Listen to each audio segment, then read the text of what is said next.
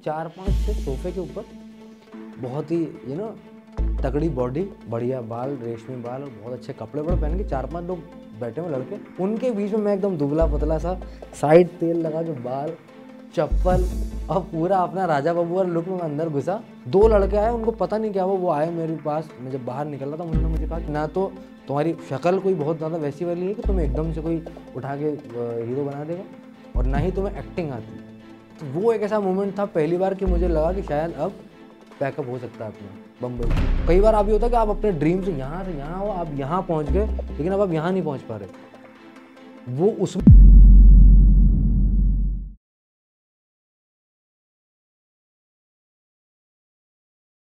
तो देखिए, ज़िंदगी में व्यवस्था चाहे कितनी भी ख़राब हो, एक चीज़ बहुत ज़रूरी है और वो है वफ़ादारी। तो मेरी वफ़ादारी मेरे काम के लिए, जो मुझे राजस्थान के छोटे रास्तों से लेकर मुंबई की चौड़ी सड़कों तक लेकर आई, हम आज इसके बारे में बात करेंगे। तो दोस्तों, मेरा नाम है आसिफ खान और मैं हूँ राजस्थान का एक छोटा सा शहर है निम्बाहेड़ा, चित्तौड़ डिस्ट्रिक्ट में आता है, मैं वहाँ से हूँ। और मेरे शहर का एक बहुत ही छोटा सा एक रूल है कि अगर आप पढ़ने में बहुत ज़्यादा अच्छे हैं तो आप IIT जाएंगे और आप सीमेंट फैक्ट्री में काम करेंगे। आप अगर थोड़े कम अच्छे हैं तो आप BTech करेंगे और सीमेंट फैक्ट्री में काम करेंगे। आप अगर उससे थोड़े ज़्यादा कम अगर अच्छे हैं तो आप पॉलिटेक्निक डिप्लोमा करेंगे और आप सीमेंट फैक्ट्री में काम करेंगे। और अगर आप बहुत ही ख़राब हैं तो आप ITI करेंगे और आप सीमेंट फैक्ट्री में काम करेंगे। और अगर आप कभी स्कूल ही नहीं गए तो आप वेल्डिंग सीखेंगे और आप सीमेंट फैक्ट्री में काम करेंगे। तो मेरा भी बचपन बिल्कुल वैसे ही था, और क्योंकि मेरे अब्बा एक सीमेंट फैक्ट्री में काम करते थे तो उसकी बदौलत मुझे एक इंग्लिश मीडियम में एडमिशन मिल गया। अब जैसे जैसे एडमिशन तो मिल गया, लेकिन मेरे लिए सबसे बड़ा टास्क ये होता था कि इंग्लिश में हिंदी के अलावा जो बाकी सारे सब्जेक्ट हैं उनको किस तरीके से मैं पढ़ लूँ और उनको मैं पास कर लूँ। तो वो करते करते करते किसी तरह से हर साल में धक्का लग के पास हो जाता था। तो मेरी एक टीचर थी गौरी मैम, वो हमेशा आती थी और उनकी पहली लाइन होती थी कि वेयर इज़ बिस्तर खान। तो मैं कहा यस मैम, आउट। तो मेरा जो आधा स्कूल की जो ज़िंदगी है वो मैंने कॉरिडोर में बिताई है, हाथ ऊपर करके। और मुझे पूरा स्कूल एक्चुअली कॉरिडोर बॉय के नाम से जानता था कि हाँ, ये लड़का हमेशा कॉरिडोर में खड़ा होता है। तो ये जो मेरा ही एक डायलॉग है ना कि गजब बेइज्जती है यार, तो मेरी ये गजब बेइज्जती एक्चुअली बचपन से चली आ रही है, ठीक है। तो बचपन में ये हुआ कि पहली बार मुझे ये पता लगा कि हमारे स्कूल में जो एनुअल फंक्शन होता है उसमें जो भी बच्चे पार्टिसिपेट करते हैं वो कुछ दिनों के लिए अपनी क्लास बंक करके और जा सकते हैं पार्टिसिपेशन के लिए, जो उसकी रिहर्सल वगैरह चल रही है। तो वो करने लगा। उसकी रिहर्सल के दौरान मुझे थोड़ा सा क्लास बंक करने का मौका मिला कि जो कॉरिडोर में मैं हाथ ऊपर करके खड़ा होता था वो नहीं होना पड़ रहा। थोड़ी एक जिल्लत नहीं है ज़िंदगी में, कुछ दिनों के लिए सही, लेकिन ठीक है, थोड़ी बहुत भी इज्जत अच्छी होती है ज़िंदगी में। तो वो करते करते करते सर ने एक प्ले बनाया और उसका नाम था किस्सा कुर्सी का। और उसमें एक कैरेक्टर ऐसा था कि जो पुरानी फिल्मों में हम देखते हैं कि शक्ति कपूर जी के जिस तरीके के कैरेक्टर होते थे कि उसने एक बरमूडा पहना हुआ है और एक सीन ऐसा आता है कि उसमें वो बरमूडा नीचे गिर जाएगा उसका। और ये सुन के सारे जो क्लास के बच्चे थे उन्होंने मना कर दिया करने से कि हम लोग नहीं कर पाएंगे। मुझे ये लगा कि ये सीधी चलती अपॉर्चुनिटी आ रही है मेरी तरफ। वो कैरेक्टर के लिए मैंने सर को कहा नहीं सर, मैं इंटरेस्टेड हूँ, मैं करना चाहता हूँ। उन्होंने कहा अरे श्योर, कर लोगे, तुम कर पाओगे? मैंने कहा हाँ, मैं कोशिश करता हूँ सर। तो वो लाइफ में मुझे पहला कैरेक्टर मिला। और उससे पहले तक मेरा स्कूल का जो स्टाफ रूम था वो मैंने कभी नहीं देखा था, क्योंकि वहाँ एंट्री होती है क्लास मॉनिटर्स की, जो बहुत ही पढ़ने लिखने वाले बच्चे हैं वो। तो वो प्ले जब ख़त्म हुआ, पहली बार मेरे टीचर्स ने मुझे थोड़ा अप्रिशिएट किया। 2-3 टीचर ने ये कर दिया तो मेरे लिए तो ऑस्कर वाला हो गया वो, कि ये मतलब क्या हो रहा है, ये सच में हो रहा है क्या मेरे साथ। तो वो वहाँ से मुझे ज़िंदगी में पहली बार ये समझ में आया कि पढ़ाई सिर्फ किताबों वाली नहीं होती। आप ज़िंदगी में वो भी पढ़ सकते हो जो आप पढ़ना चाहते हो। आपको सिर्फ रिजल्ट पे आपको फर्स्ट डिवीज़न के ठप्पे की ज़रूरत नहीं है, आप अपनी लाइफ में कहीं और भी फर्स्ट आ सकते हो। तो वो पहली बार मुझे वहाँ से थोड़ा एक लगा कि नहीं यार, ये भी एक कुछ अलग है जिसमें इज्जत है, जिसमें मुझे नहीं मालूम था पैसा कैसे कमाया जाता। तो उस तरीके से मैंने फिर शुरू किया, 1 नाटक, 2 नाटक, तीसरा नाटक। उसके बाद धीरे धीरे करता करता करता मैं अपने शहर आसपास के जो थे, जो राजस्थान के जो छोटे मोटे जो कॉम्पिटिशन होते थे, उदयपुर, चित्तौड़गढ़ आसपास, वो मैंने करते करते, और एक होता है ना आपके आसपास के जो लोग होते हैं, आपके दोस्त, जो आपके सबसे बड़े वेलविशर होते हैं, लेकिन सबसे बड़ा दुश्मन भी आपके वही होते हैं।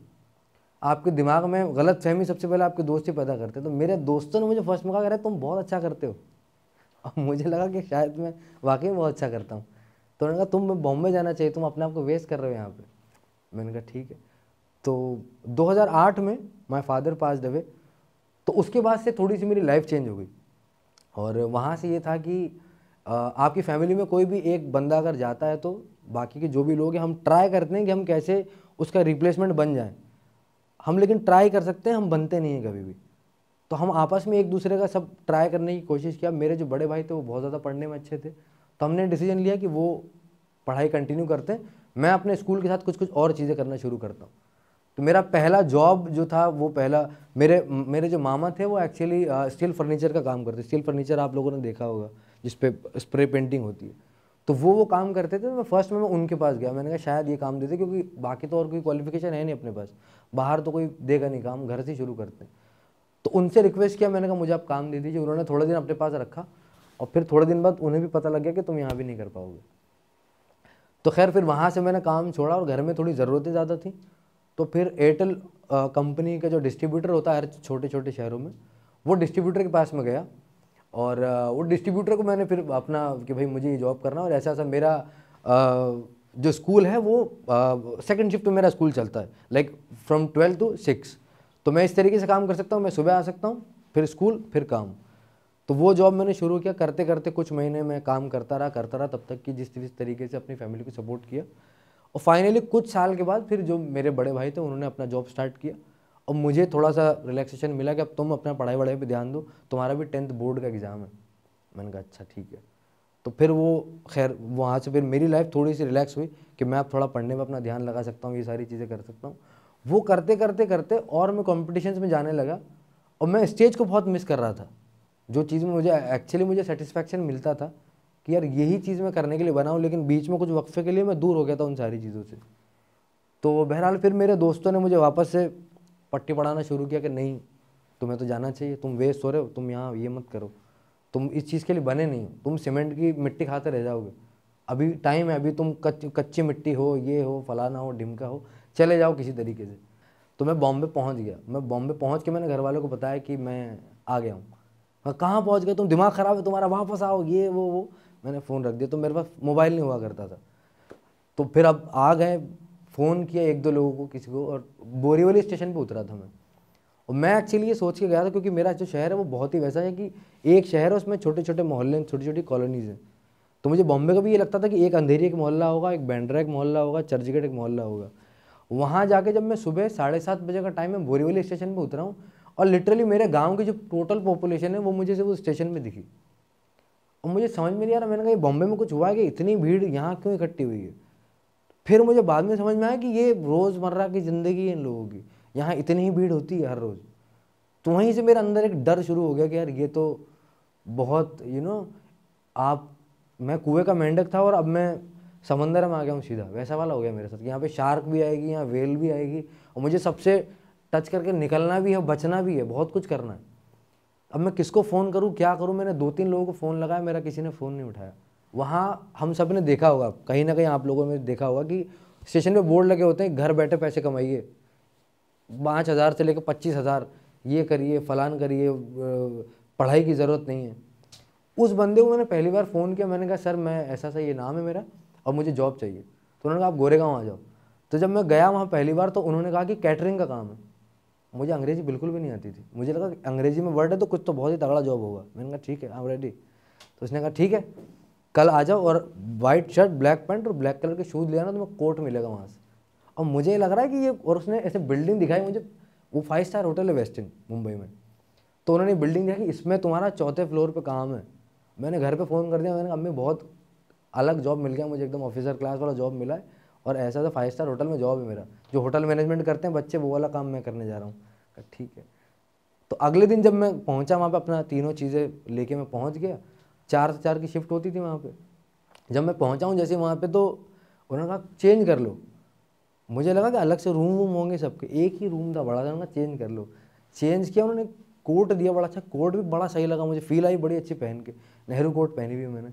जब अंदर घुसा तो उन्होंने स्टार्टर का इतना बड़ा प्लेटर होता है जो हम बड़े आराम से एक एक तीली लेके खा लेते हैं, हम उठाने वाले का कभी दर्द नहीं समझते कि रात को वो जब घर आ जाता है तो उसके हाथ ऐसे नहीं होते, वो इतना भारी होता है वजन में, है ना, क्योंकि हमें तो एक टूथपिक उठानी होती है बस, वो बहुत। तो वो उन्होंने जाते ही पकड़ा दिया मुझे और कहा कि घूमो।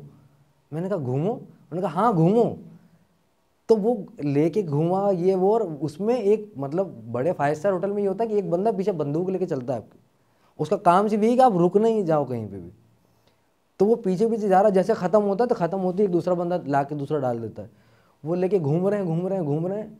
और पहली दफ़ा ये हुआ कि मेरे ही एज ग्रुप के कुछ लोग थे, उन्होंने मुझे थोड़ा सा इशारा से बुलाया। मैं वो ऐसा मोमेंट था, कोई काम छोटा बड़ा नहीं होता ज़िंदगी में, हर काम काम होता, हर काम की अपनी एक इज्जत होती। मुझे पता नहीं क्यों ये था कि मैं करने कुछ और आया था, मैं कर कुछ और रहा हूँ। इट्स जस्ट लाइक कि मैं ट्रक चलाने आया हूँ लेकिन मुझसे कोई कह रहा है कि आप ये उठाने वाला काम कर लो, तो वो वाला एक चीज़ था। तो मुझे अंदर से एक थोड़ा सा टूटने वाला जो फील होता है ना कि यार मैं ये नहीं करने आया था, मैं कुछ और करने आया था बम्बई में। एक थोड़ी देर के लिए वो वाली फीलिंग आई, मैंने कहा नहीं नहीं नहीं, ये भी एक आपकी ज़िंदगी में ऊपर जो आप बढ़ रहे हो उसमें एक सीढ़ी है ये, इसको आपको क्रॉस करनी पड़ेगी अगर आपको ऊपर वाले तक जाना है। तो बम्बई में मैंने पूरा फिर जो मेरा होटल का जो काम था वो करते करते ऑलमोस्ट कुछ 7-8 महीने मैंने गुजार दिए। उसकी टाइमिंग थोड़ी ऐसी थी कि वो बुलाते 10 घंटे के लिए थे लेकिन 12-13 घंटे काम हो जाता, तो आपका पूरा जो है दिन चला जाता उस चीज़ के अंदर। मुझे ये समझ में नहीं आ रहा था कि मैं काम किस तरीके से करूँ। काम वो नहीं जो मैं कर रहा हूँ, काम वो जो मैं करना चाहता हूँ ज़िंदगी में, जो मैं करने आया था यहाँ पे, वो काम कैसे करूँ। मैं उससे अपने ड्रीम से दूर होता जा रहा हूँ धीरे धीरे। शहर बिल्कुल वहाँ हूँ जहाँ काम हो रहा है। मैं कहीं मोबाइल में अगर कुछ देखता था, किसी के स्क्रीन पे देखता था, तो ये लगता था कि ये वही एक्टर है, एक मोहल्ला उधर बैठा है अभी है। और ये बहुत अजीब सी फीलिंग होती है ना आपके अंदर। ये आप बम्बई में आपने देखा रहे, ये अमिताभ बच्चन दिख रहे हैं लेकिन ये वहाँ है। तो होटल में काम करते करते मैं किसी न किसी तरीके से बॉलीवुड के करीब जाने की कोशिश करता था। और तो मैं अलग अलग होटल, जो हमारा जो बेसिकली जो काम था वो एजेंसी का काम है, जो कि अलग अलग जगह जहाँ रिक्वायरमेंट होती है वो आपको उस जगह पे भेजते हैं। तो मुझे ग्रैंड हयात एक होटल था, वहाँ मुझे भेजा गया और वहाँ लिखा सैफ अली खान वेड्स करीना कपूर।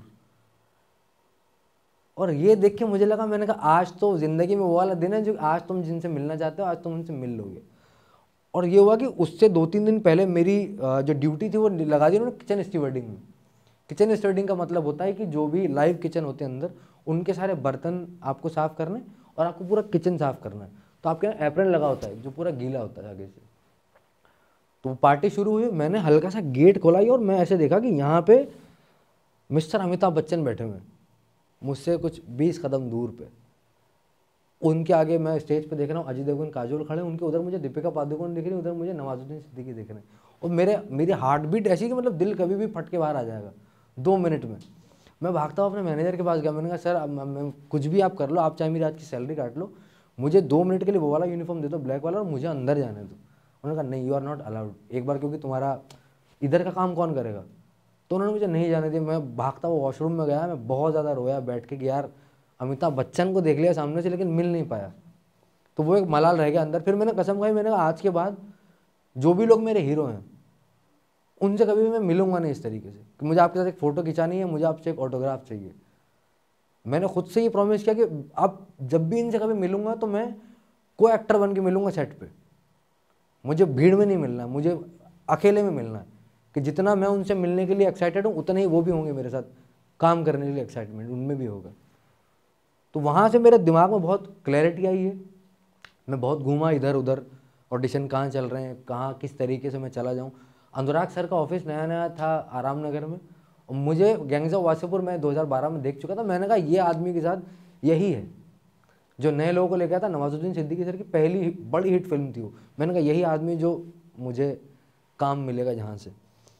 तो उनके ऑफिस के बाहर जाके खड़ा होता था, मुझे कुत्तों से बहुत डर लगता है, बहुत ज़्यादा मतलब बहुत ही ज़्यादा। तो उनके ऑफिस के बाहर एक कुत्ता हमेशा गेट के बाहर बंधा होता था और मैं बस कि सर मैं अंदर जाना चाहता हूँ। तो वो कुछ जवाब नहीं देते थे। उन्होंने 3-4 दिन में क्रैक कर लिया कि इसकी कुत्तों से पड़ती है बहुत। तो उन्होंने मुझे कुछ कहते ही नहीं थे, उन्हें पता है गेट कभी क्रॉस नहीं करेगा। मैं बहुत महीनों तक वहाँ खड़ा रहा और फिर मैं जाना बंद कर दिया। फिर मैं एक दिन, एक कोऑर्डिनेटर थे, वो कोई कास्टिंग एजेंट थे, शांतिलाल मुखर्जी नाम था उनका, मुझे नाम याद है उनका आज तक। वो मिले और वो ऐसे एक फ्लैट में ऑडिशन कर रहे थे कहीं लोगों का।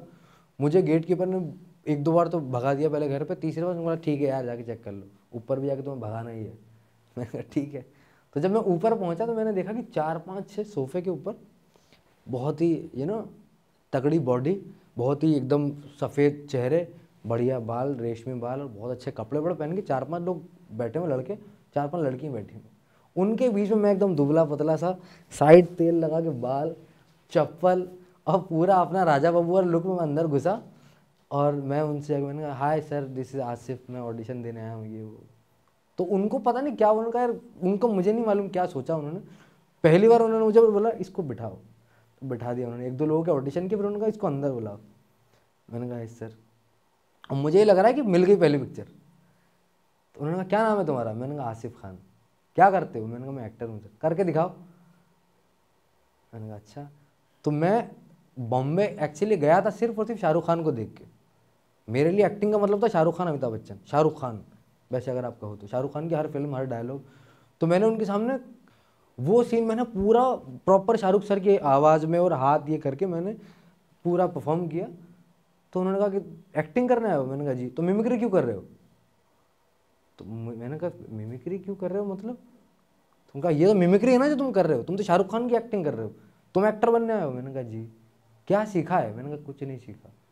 तो उनको वो पहला ऐसा बंदा था शायद कि जिसने कैसे फ्रेम करूं इस चीज़ को, जिसको शायद पहली बार तरस आ गया मेरे ऊपर, या जिसने मेरे बारे में अच्छा सोचा कि यार इसको एक सही राह दे देना। किसी इंसान को कई बार सिर्फ सही पता बता देना भी उसके लिए बहुत बड़ा एक वो चीज़ होती है कि आप वो अपनी ज़िंदगी में कहीं और पहुंच सकता है आपकी बोली हुई 2 लाइन से। तो उन्होंने मुझे पहली बार बम्बई जैसे शहर में बिठाया और मुझे कहा कि देखो ऐसा है कि बहुत ही फैक्ट में तुम्हें चीज़ें बता रहा हूँ कि ना तो तुम्हारी शक्ल कोई बहुत ज़्यादा वैसी वाली है कि तुम्हें एकदम से कोई उठा के हीरो बना देगा, और ना ही तुम्हें एक्टिंग आती, जो कि सबसे इम्पोर्टेंट चीज़ है एक्टर बनने के लिए। वो तुम्हारे पास क्राफ्ट नहीं है, तो जाके ये सीखो। तुम्हारे अंदर एक भी फिलहाल ऐसी क्वालिटी मुझे नहीं नज़र आ रही जो एक केपेबल एक्टर में होनी चाहिए। ये बात में मुझे थोड़ा सेंस लगा कि मैंने कहा नहीं यार, ये मेरे अंदर एक चीज़ बहुत अच्छी थी जो कि होना बहुत ज़रूरी है, हम आजकल यंग जनरेशन में होती नहीं है। सेल्फ एनालिसिस करना अपने आप को कि हमारे अंदर ये कमी है अपनी। जब हमें कोई मुंह पे जब हमें क्रिटिसाइज़ करता है तो हम अपने आप में बुराई ढूंढना बिल्कुल वैसा जैसा रेगिस्तान में सुई ढूंढते हैं। तो वो चीज़ आपको पता होना बहुत ज़रूरी कि अगर अगला बंदा मुझे ये कह रहा है इस वक्त, ये बात मुझे चुभ ज़रूर रही है, लेकिन क्या ये हकीकत है? तो वो मुझे उसी वक्त एहसास हो गया था कि नहीं, ये जो कह रहे हैं बहुत सही चीज़ कह रहे हैं और मुझे सीखना है ज़िंदगी में। सीखने की कोई उम्र नहीं होती, आप कभी भी सीख सकते हो। मैं अगर तब नहीं सीखता, मैं शायद 80 साल में अपने पोता पोती को छोड़ के भी थिएटर करके और बम्बई आ सकता था एक्टर बनने के लिए। तो उसकी कोई एज नहीं है। तो वहाँ पे जब उन्होंने कहा कि जाओ और सीखो, मैंने कैसे सीखें सर? उन्होंने कहा थिएटर करो। अब चूँकि शाहरुख खान का बहुत बड़ा फ़ैन था मैं, तो थिएटर का मतलब पहला नाम आया बैरी जॉन। बैरी जॉन सबको पता है, शाहरुख खान के फ़ैन है। तो बैरी जॉन की एक्टिंग स्कूल में पहुंचा मैं वहाँ पर, मैंने जाके कहा, मैंने कहा सर मुझे एडमिशन लेना है। उन्होंने कहा बिल्कुल ले लीजिए आप एडमिशन। तो उन्होंने अपनी बताई पूरी कि ये है, और उनकी उस वक्त मुझे एग्जैक्ट अमाउंट नहीं पता, लेकिन कुछ अच्छी खासी फीस थी वहाँ की। और मैं उस वक्त कमाता था टोटल महीने की 4,500। और मैं बिल्कुल वैसा हो गया, वो पुरानी फिल्मों में देखते थे ना कि हीरो गिर जाता पैरों में गुरु जी की, मुझे बस ले लो आप किसी तरह से। मैंने लिटरली उतने ड्रामे किए हुए उन सारे एक्टिंग स्कूल के रिसेप्शन पे जा जाके कि प्लीज़ मुझे ले लो। मुझे उन्होंने कहा नहीं सर, हमारे यहाँ का एक प्रोसीजर है, वो आपको फॉलो करना पड़ेगा। तो वो सब चीज़ें आंसू आंसू काम नहीं आए, वो और नकली भी थे थोड़े से, तो काम नहीं आए। तो उस वक्त वो एक ऐसा मोमेंट था पहली बार कि मुझे लगा कि शायद अब पैकअप हो सकता है अपना बम्बई से मुझे, क्योंकि उसके बाद आगे का नज़र नहीं आ रहा था मैं करूँ कैसे। तो कई बार आप ये होता है कि आप अपने ड्रीम से यहाँ हो, आप यहाँ पहुँच गए, लेकिन अब आप यहाँ नहीं पहुँच पा रहे। वो उसमें जो पेन होता है वो यहाँ से यहाँ में नहीं है, वो पेन यहाँ पर है कि आप इतना करीब हो, एक गली पार करनी है आपको, वो आखिरी गली पार नहीं हो रही बस। वो मैं उस वक्त फेस कर रहा था कि क्या करूँ क्या करूँ क्या करूँ। तो मैं अपने बहुत सारे दोस्तों को मैंने कॉल किया, क्या करूँ यार बताओ मुझे। तो फिर मुझे एक दोस्त था मेरा, उसने मुझे ये बताया कि जयपुर में थिएटर होता है, इतना पता लगा बस। और मैं उस वक्त इतना फिल्मी कीड़ा था मेरे अंदर कि अगर आप बोलते कि यार अंडमान एंड निकोबार में थिएटर होता है, तो शायद अगले दिन मैं निकल जाता घर से बैग उठा के कि वहाँ जाना है मुझे, क्योंकि वहाँ बिना पैसों में मुझे थिएटर करने को मिलेगा। तो जयपुर उसने बताया, फिर बताया कि यार घर से पास में अपना, बहुत ज़्यादा दूर नहीं है, सस्ता शहर है, रहने में बहुत ज़्यादा दिक्कतें नहीं आएंगी, तुम थिएटर भी कर पाओगे और ये भी सब चीज़ें कर लोगे। थिएटर में पैसे नहीं लगते हैं वहाँ, लगते हैं तो एक बार लगते हैं बहुत ही कम से। तो फिर मैं जयपुर गया अपने एक दोस्त के साथ, एक दोस्त के घर पर रुका पहले दिन। और वहाँ पे हमारे यहाँ पे 2 बड़ी बड़ी जगह हैं जयपुर में, पहला रविंद्र मंच, दूसरा जवाहर कला केंद्र। तो मैं रविंद्र मंच पहुँचा और मैंने जो बाहर जो हमारे जो गार्ड दादा थे उनको जाके बोला, मैंने कहा प्रिंसिपल का ऑफिस कहाँ है? तो उन्होंने कहा प्रिंसिपल का ऑफिस? मैंने कहा मुझे एडमिशन लेना है यहाँ पे। उन्होंने कहा यहाँ प्रिंसिपल के ऑफिस नहीं होते हैं, अलग अलग डायरेक्टर्स आते हैं और वो रिहर्सल करवाते हैं, तो आप जाके किसी डायरेक्टर से मिल लो। तो मैं पहले एक डायरेक्टर से, मैं नाम तो नहीं लेना चाहता उनका, उनसे मैं मिला सबसे पहले। तो मैंने कहा सर मैं थिएटर करना चाहता हूँ।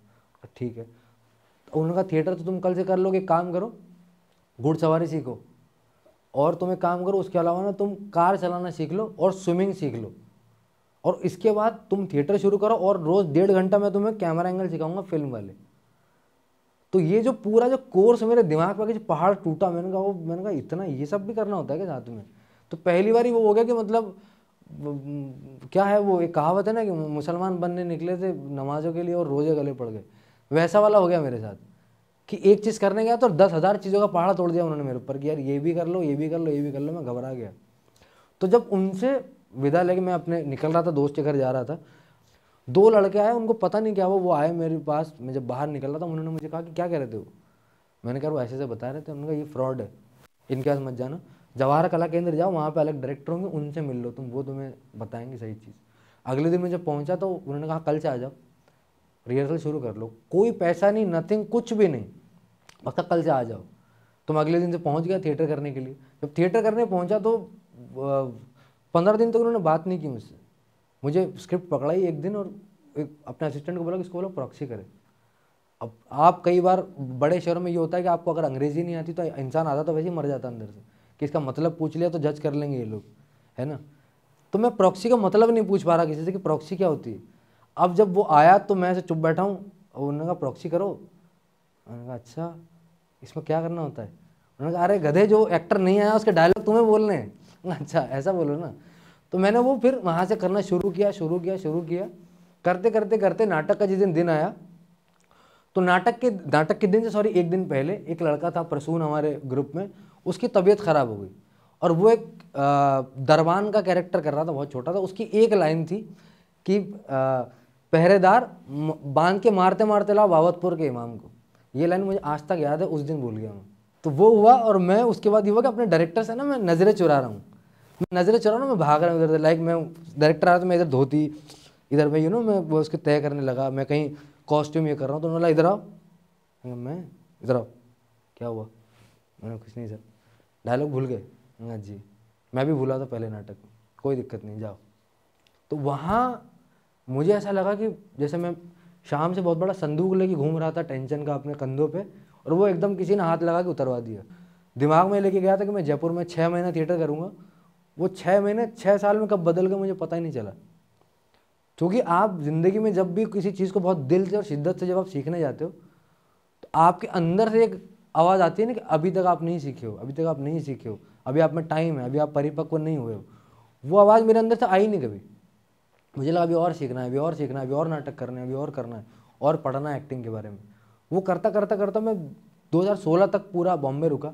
तो फाइनली 2016 में फिर मैंने ये फैसला लिया कि मैं इस बार इस चीज़ के लिए मैं पूरी तरीके से तैयार हूँ, और फाइनली मुझे अपनी ज़िंदगी की सेकंड इनिंग शुरू करनी चाहिए। तो पिछले आसिफ में और इस आसिफ में बस ये फ़र्क था कि पुराने वाले आसिफ के पास सिर्फ ख्वाब थे, लेकिन इसके पास ख्वाब के साथ साथ हुनर भी था। मेरे जो थिएटर ग्रुप के लोग थे, मैंने उनके साथ एक छोटा सा कमरा लिया और मैं रहना शुरू किया उनके साथ। मैं 1 महीना जब मैं घूमा, जो एक हमारे यहाँ एक एरिया है जिसको कर्म भूमि कहा जाता है बॉम्बे में, उसका नाम है आराम नगर, जहाँ सारे कास्टिंग डायरेक्टर्स के ऑफिस हैं। तो आराम नगर में जब हम लोग घूमते थे रोज़ शाम को कि ऑडिशन, हमें ऑडिशन ऑडिशन ऑडिशन, तो एक बंदा बाहर आता है गेट खोलकर, बोलता है fit fit fit fit fit, not fit not fit not fit not fit. तो मेरी तरफ हमेशा नॉट फिट वाली उंगली आती थी। तो मुझे शुरुआत में ये नहीं मालूम था कि नॉट फिट का मतलब क्या होता है। मुझे लगा कि यार मुझे जिम जाना पड़ेगा, मैं फिट नहीं हूँ, मतलब मुझे थोड़ा वजन बढ़ाना पड़ेगा या बॉडी वॉडी बनानी पड़ेगी ये वो। मुझे बहुत टाइम के बाद ये चीज़ समझ में आई कि नॉट फिट का मतलब है उस किरदार में आप फिट नहीं हो, वो जो रिक्वायरमेंट उनकी चल रही हो आप उसमें फिट नहीं हो। तो फिर धीरे मुझे 1.5 महीने में ये चीज़ हुआ, और 1.5 महीने में सबसे अच्छी चीज़ हुई कि पैसे खत्म हो गए।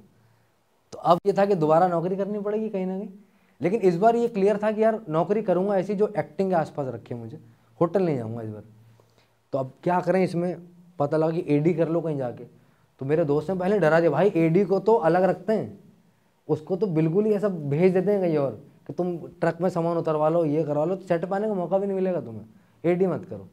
एडी नहीं करते, क्या करें, कैमरा कर लें, कैमरा चलाना नहीं आता, उसके लिए FTI जाके सीख के आना पड़ता है, बहुत मेहनत है, क्या करें। तो उन्होंने कहा कि भाई तुम एक्टिंग आती है तुम्हें, एक्टिंग के अलावा एक्टिंग का एक और काम होता है जिसको कहते हैं कास्टिंग, तो आप कास्टिंग कर लो। अब मैं कास्टिंग कैसे कर लूँ कि मैंने कास्टिंग वाले बंदों जो ऑफिस थे बहुत बड़े बड़े, वहाँ पूछा एक दो लोगों से, तो उन्होंने कहा यहाँ रिक्वायरमेंट नहीं है। हमारी जब होती तो हम वो हमारी साइट पे हम डाल देते हैं रिक्वायरमेंट और आप तब वो करना, अप्लाई करना। मैंने कहा ठीक है। मैंने कहा यार ऐसे काम नहीं होगा। मेरी ज़िंदगी में एक्चुअली मुझे ना सीधी उंगली से कभी कुछ मिला ही नहीं। मुझे हमेशा मतलब दरवाजे खुलते नहीं तो फिर मैं उनको धक्का देके अंदर जाता हूँ। तो मैं कास्टिंग भी एक कंपनी है और मेरे मेंटर मेरे गुरु हैं मिस्टर अभिषेक बनर्जी एंड अनमोल आहूजा, जिन्होंने मेरी ज़िंदगी में बहुत बड़ा एक रोल निभाया है। उनका ऑफिस था, मेरी पहली मुलाकात थी उनसे जिसके बारे में हम बात कर रहे हैं। मैं उनके ऑफिस में सीधा घुस गया और एक चीज़ मैंने क्रैक कर ली थी कि किसी बड़े ऑफिस में जब आप जा रहे हो तो रास्ते में जो लोग रोकते हैं उनके सामने आप इतना चौड़ में चलो कि वो डर जाए आपसे, क्योंकि रोके ही ना आपको। तो मैं बहुत ही मैं एकदम एटीट्यूड में कहा, मैंने क्या किधर बैठे हैं बॉस, किधर बैठे हैं? उन्होंने कहा अंदर है। उनको लगा कि बहुत बड़ा आदमी है ये जिसको अंदर जाना है। मैं अंदर चला गया और अंदर जाके मैं एकदम उनके सामने खड़ा हो गया। तो अभिषेक सर को मैंने कहा सर मुझे कास्टिंग करनी है। तो उन्होंने कहा अनमोल बात कर इससे, कौन है क्या है जो भी है वॉटेवर। बात किया उनसे, मैंने कहा सर मुझे कास्टिंग करनी है। बोला क्या जानते हो कास्टिंग के बारे में? मैंने कहा कुछ नहीं। कैसे करोगे? मैंने कहा सर मुझे कंप्यूटर चलाना नहीं आता, मुझे अंग्रेज़ी में बात करना नहीं आता। और क्या आता है तुम्हें? मैंने कहा मैंने 6 साल थिएटर किया है, मुझे एक्टिंग आती है जिसकी सबसे ज़्यादा ज़रूरत है कास्टिंग करने के लिए। तो उन्होंने मुझे एक लिस्ट पकड़ाई, एक इंटरनेशनल फिल्म चल रही थी व्हाट विल पीपल से, उसकी कास्टिंग चल रही थी। उसकी उन्होंने मुझे एक लिस्ट पकड़ा दी कि ये कैरेक्टर लेके आओ। और मैं 2 घंटे में सारे फ़ोटो वोटो प्रेजेंटेशन बना के मैं ले गया। दोस्तों से बनवाई ऑफकोर्स, मैं वो निकलवा के कि भाई ये एक्टर यहाँ फिट है ये करके, और मैं लेके गया। तो वो खुश हो गए। उन्होंने कहा 7 दिन तक देखते हैं हम तुम्हें अच्छे लगते हैं कि नहीं, तुम हमें अच्छे लगते हो या नहीं।